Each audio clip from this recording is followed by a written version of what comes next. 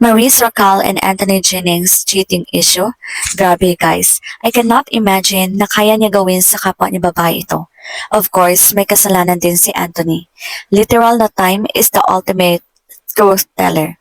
Betrayal like this cuts deep. Ani ni Jam Villanueva, ex ni Anthony. Ito ang naging mensahe ng ex-girlfriend ni Anthony Jennings na si Jam Villanueva tungkol sa hiwalayan nila nakasangkot si Maurice Racal. Ito ay matapos ilabas lahat ni Jam ang mga intimate conversations ni Maurice at Anthony sa isa't isa. Matatandaan din na dininay ng ilang beses ni Maurice at Anthony ang ugnayan nila sa isa't isa matapos ang hiwalayan ni Maurice at Rico Blanco at ngayon naman ay kay Anthony at Jam. Maurice during her interview about her and Rico's breakup. Nagtanong yung interviewer, sa feeling namin madadamay si Anthony, wala namang third party?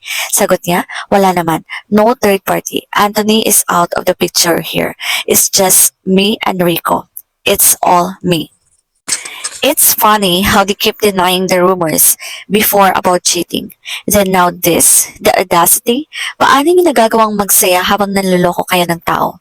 Maurice and Anthony. Kapag sinabihan ka ng kaibigan ko lang yan, alert level red na agad. Madalas ang kaibigan ang rehearsal bago maging kabit. Trust your instincts. Kasi mas madalas tama pa yan kaysa sa utak na mandaraya. Kahit gaano kakaalaga at kahaba ng pasensya, kung manloloko ang tao, manloloko sila. Hindi mo kasalanan na niloko ka. Sila ang may problema. Kulang sila sa prinsipyo. Huwag kang magpapauto sa mga gaslighting tactics na ang OA mo naman o kulang ka lang sa tiwala. Hindi ka OA at tiwala ay dapat ini-earn, hindi sinasayang. Ang dami mong binibigay pero sa huli, binabaliwala pa rin. Tanggalin mo na ang sarili mo sa sitwasyong gumagawa ka ng excuse para sa taong halatang hindi ka pinapahalagahan. Kaya kung binababoy na ang respeto, umalis na kayo guys. Tandaan nyo, mas mabuti pang mag-isa kaysa manatili sa relasyon na paulit-ulit kang sinasaktan. At para sa mga cheaters, walang tagumpay sa panloloko. Karma, darating at darating yan. Sa huli, ikaw ang talo. Habang ang niloko mo, mag-move on at magiging masaya nang wala ka. Kaya naman narito ang mga resibong ipinost ni Jam.